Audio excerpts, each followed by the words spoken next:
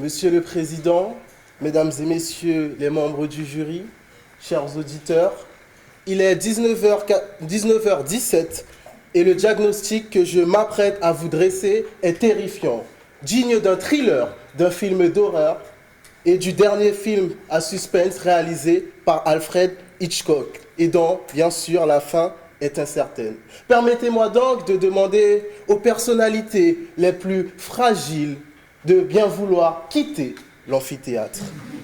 Mesdames et messieurs, le diagnostic de plusieurs experts est sans appel. Madame Laterre vient d'entrer à l'hôpital. Elle est souffrante et sous perfusion.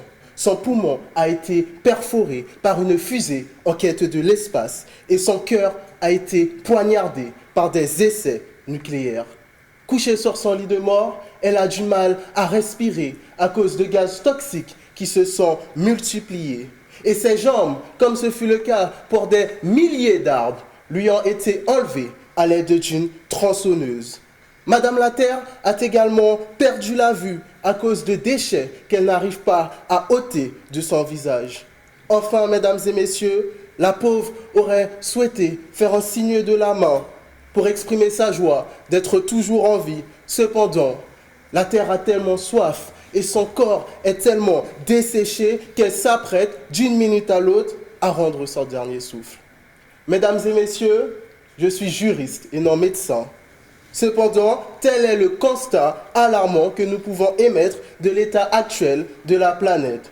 Nous devons faire face à une crise écologique sans précédent qui nuit considérablement au futur de notre environnement, mais également, et il est de mon devoir de le préciser, cette crise pourrait nuire à l'avenir des futures générations de juristes.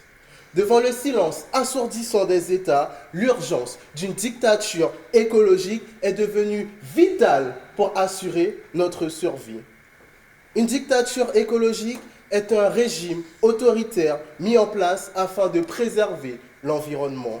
L'écologie, par ailleurs, se définit comme la science qui étudie les conditions d'existence d'un être vivant et les rapports qui s'établissent entre cet être et l'environnement.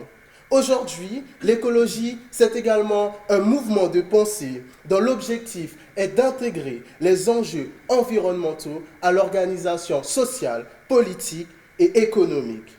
Cependant, ce mouvement peine à se faire entendre par les États qui, comme un bébé à qui on interdit de faire quelque chose, le reproduit de nouveau et nous répond dans un langage quasi incompréhensible.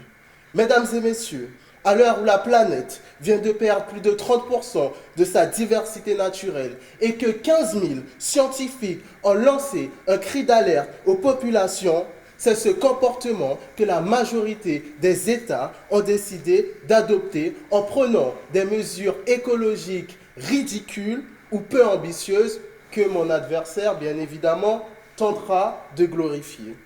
Vous me direz, et je le conçois, que les chiffres montrent bien que les États s'investissent dans des projets environnementaux avec, par exemple, la soft law, droit non contraignant visant à pousser les États à agir de manière plus verte. Ce serait donc faire preuve de mauvaise foi que de vous dire que les dirigeants de la planète ne luttent pas afin de la sauvegarder. Bien sûr que les États luttent corps et âme pour préserver la planète. Bien sûr que les démocraties, conscientes de ces enjeux, luttent afin de protéger l'environnement.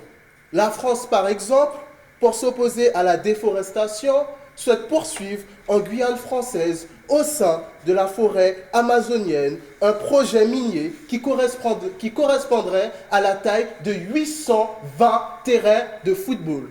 Mesdames et messieurs, pour répondre à la déforestation, la France coupe des arbres.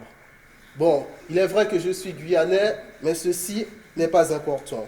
Le Japon, pendant que je suis en train de vous parler, a repris la pêche de la baleine. L'Union européenne a investi 200 millions d'euros pour obtenir des droits de pêche à l'heure où 90% des requins ont disparu. Bien évidemment, envers et contre tous, la médaille revient et reviendra toujours à M. Donald Trump, qui a déclaré que le réchauffement climatique n'existe pas et qu'il s'agit d'une création des Chinois. Mesdames et messieurs, vous l'aurez compris, le constat est donc sans appel. Les démocraties tuent la planète et le seul remède pour y pallier est une dictature de l'écologie. Je dois l'admettre, les termes dictature de l'écologie peuvent faire peur. Mais il ne s'agit pas ici de mettre au pouvoir un nouveau Hitler ou un second Mussolini. Il s'agit de mettre au pouvoir la personne la plus légitime qui soit. Non, ce n'est pas moi. Ce n'est pas non plus Emmanuel Macron pour les Gilets jaunes. Il s'agit tout simplement de la Terre elle-même. Le droit écologique non contraignant étant incapable de répondre efficacement aux défis à venir, nous devons mettre en place des politiques visant à mettre en place un droit respecté par tous les États, afin de réduire la croissance, de mettre fin au capitalisme. Et nous en avons déjà eu un exemple avec la COP 21, réunissant 152 dirigeants d'État. Elle a mis en place le premier accord universel contraignant afin de lutter contre le réchauffement climatique. Elle déclare au sein de son article 27 l'impossibilité des États d'émettre des réserves. Quelle grande victoire pour la planète, me diriez-vous. Cependant, comme toujours, les États-Unis, en 2017, ont demandé à quitter cet accord qui ne leur sera plus applicable en 2020. Cela constitue, encore une fois, un nouvel exemple de l'inefficacité du droit écologique actuel dénoncé par l'Organisation de coopération et de développement économique qui affirme que les plans mis en œuvre ne sont pas assez contraignants et que leur gouvernance est ambiguë. Il est temps, mesdames et messieurs, que nous prenions exemple sur l'Irlande, classée comme étant le pays menant la meilleure politique environnementale. L'Irlande a su préserver depuis des années sa diversité naturelle en faisant de l'écologie une priorité et en faisant de la préservation de l'environnement le combat de notre siècle. Il est temps, mesdames et messieurs, que nous prenions exemple sur les peuples autochtones qui louent un culte à la nature et qui en font une personnalité sacrée, inviolable, imbattable, inattaquable. Il est temps, mesdames et messieurs, que nous disions oui à une nouvelle façon de voir l'écologie qui passe tout simplement par la mise en place d'une dictature.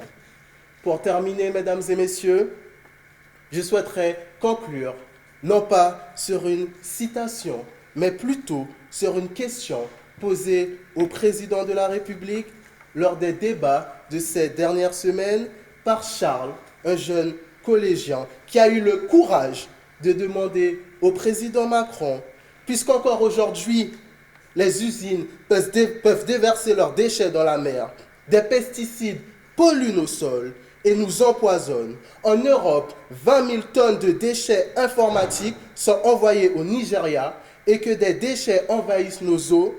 Quand est-ce que vous allez agir? Vous en avez le pouvoir. Je vous épargne, mesdames et messieurs, de la réponse du président qui est juste ridicule. Merci.